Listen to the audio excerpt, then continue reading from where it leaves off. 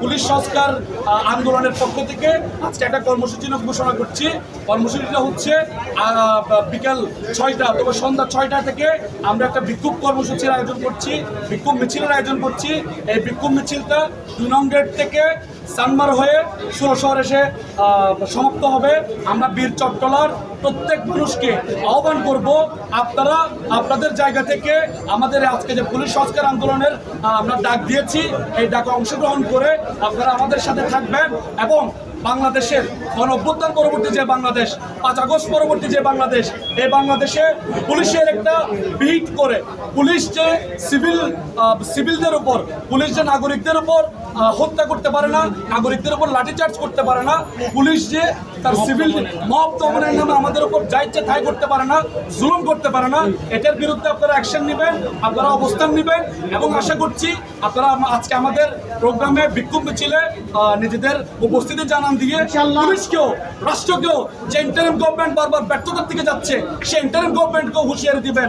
যদি পুলিশের কার্যকরী সংস্কার না হয়, বীর চট্টলা থেকে বীর চট্টলার জনগণ আবার রাস্তায় নেমে আসবে।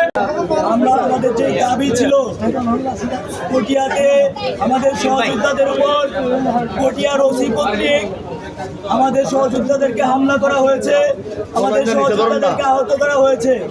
আমরা দাবি জানিয়েছিলাম সেই ওসিকে স্থায়ীভাবে বহিষ্কার করতে হবে, কিন্তু আমরা দেখেছি প্রশাসন আমাদের সাথে প্রহসন করেছে। আমরা পরিষ্কারভাবে বলতে চাই, পটিয়ার ওসিকে স্থায়ীভাবে অপসারণপূর্বক তারে বিচারের আওতায় নিয়ে আসতে হবে। আমরা পরিষ্কারভাবে বলতে চাই, আমাদের যে সকল ভাইয়েরা আহত হয়েছে তাদের চিকিৎসার দায়ভার সংশ্লিষ্ট মন্ত্রণালয়কে নিতে হবে। প্রিয় সহযোদ্ধা, আমরা জুলাই অভ্যুত্থানে দেখেছি আমাদের উপর কিভাবে পুলিশ গুলি চালিয়েছে। আমরা মনে করি অন্তর্বর্তীকালীন সরকারের প্রথম এবং প্রধান কাজ ছিল এই পুলিশকে দৃশ্যমান সংস্কারের মুখোমুখি করা এবং যারা পুলিশ সদস্যরা আমাদের জুলাই অভ্যুত্থানে গুলি করেছে, হামলার সাথে সংশ্লিষ্ট ছিল, যে পুলিশ সদস্যদের গুলিতে আমাদের মায়েদের বুক কালি হয়েছে, সেই পুলিশ সদস্যদেরকে শাস্তির মুখোমুখি করা। কিন্তু আমরা পরিষ্কারভাবেই দেখতে পেয়েছি সেটা দৃশ্যমান কোনো পদক্ষেপ আমরা অন্তর্বর্তীকালীন সরকারের কাছ থেকে পাই নাই। এটা তারা তাদের দায়বদ্ধতা মনে করে নাই। আমরা সেই জায়গা থেকে তাদেরকে ধিক্কার জানাই। আমরা পরিষ্কারভাবে বলতে চাই, শুধুমাত্র বদলি খেলা করেই পুলিশ সংস্কার সম্ভব নয়। আমরা দেখেছি বিগত 15 বছর যারা হাসিনার আমলে ওসি হয়েছে তারা হাসিনার 5 আটা গোলাম ছিল। তাদের বর্তমানে দায়িত্বে থাকার কোনো প্রয়োজনীয়তা আমরা মনে করি না, বরং তাদেরকে বরখাস্ত করে বিচারের মুখোমুখি করতে হবে। প্রিয় উপস্থিতি, আমরা পরিষ্কারভাবে বলতে চাই, পুলিশকে মাথা থেকে পা পর্যন্ত পুঙ্খানুপুঙ্খভাবে আমূল সংস্কারের মুখোমুখি করতে হবে এবং সেটার জন্য দ্রুত সময়ের মধ্যে দৃশ্যমান পদক্ষেপ গ্রহণ করতে হবে। আমাদের পটিয়াতে যারা সহযোদ্ধা রয়েছে তাদের মধ্যে অনেকে এখনো আহত, হসপিটালে কাতরাচ্ছে। আমরা চাই এবং আমরা বিশ্বাস করি এই দেশে আবারও জুলাই নেমে আসবে, বীর চট্টলা আবার ঐক্যবদ্ধ হবে, বাংলাদেশ আবার ঐক্যবদ্ধ হবে।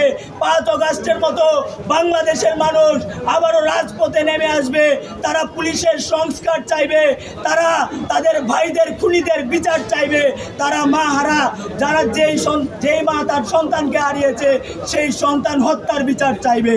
প্রিয় সহযোদ্ধা, আমরা আজকে চট্টলার এই বীর চট্টলার এই ক্যান্টনমেন্ট খ্যাত 16 শহর থেকে পুলিশ সংস্কার আন্দোলনের ঘোষণা করছি। আমরা পরিষ্কারভাবে বলতে চাই, যতক্ষণ পর্যন্ত কর্তৃপক্ষ পুলিশের সংস্কার কাজ শুরু না করবে ততক্ষণ পর্যন্ত আমাদের এই পুলিশ সংস্কার আন্দোলন চলবে। আমরা বিশ্বাস রাখি যারা পুলিশে রয়েছেন, যে সকল পুলিশ সদস্যরা পুলিশে চাকরিরত রয়েছেন, আপনারা অনেকেই পুলিশের সংস্কার চান। আমরা চাইব আপনারা আমাদের ভাই, আপনারা কাঁধে কাঁধ মিলিয়ে রাজপথে আসবেন। আপনাদের জায়গা থেকে আপনারা আমাদেরকে সংহতি জানাবেন এবং পুলিশের সংস্কার কাজের অগ্রগতির জন্য আপনারা মুখ্য ভূমিকা পালন করবেন। এটা শুধুমাত্র আমাদের দাবি নয়, এটা এদেশের মানুষের দাবি, এটা এদেশের প্রত্যেকটা পুলিশ সদস্যদের দাবি। আমরা সবাই একসাথে থাকব এবং পুলিশের সংস্কার সহ বিপ্লবের বাকি সব কাজ সম্পন্ন করব ইনশাআল্লাহ।